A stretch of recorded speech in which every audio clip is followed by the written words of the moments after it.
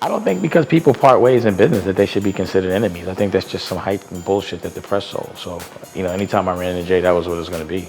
I'm not mad at him. I made too much money to be mad at him. I've known Jim for 30 years, and I've known Cam for damn near 30 years. Our relationship started from before music and before monetizing, what we do together. We were able to observe each other. He's seen how I've carried situations, they both have, and how loyal we've been to each other when we don't have to be. My thing is to somewhat make everyone around me rich. Not to say be responsible for it, but to support that.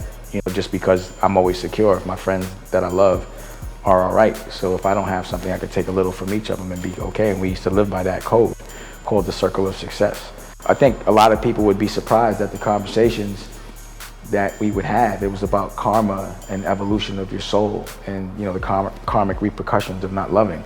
That was always what we were about. It was always about doing right by each other. You know what I'm saying? And it's really easy to be tested and have, automatic compensation right there in front of you, like immediate compensation. But usually that entails betraying somebody, and it's usually a temporary situation, but it's always a test.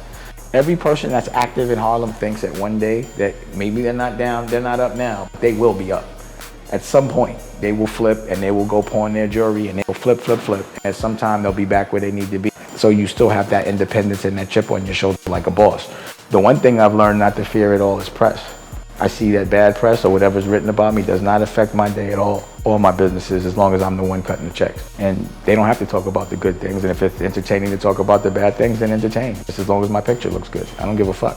If I make a regular business that doesn't touch pop culture or doesn't make history, then to some people that would be considered going backwards. That's not a pressure for me because I could care less what people think, and I don't think there's anything about my career where you would think I did it for someone else. I'm just constantly trying to impress myself. Like I've accomplished, relatively speaking, a lot of things. And because of that, I've been able to do exactly what inspires me. Having Poppington and knowing that Poppington, Dusko Poppington, that's me.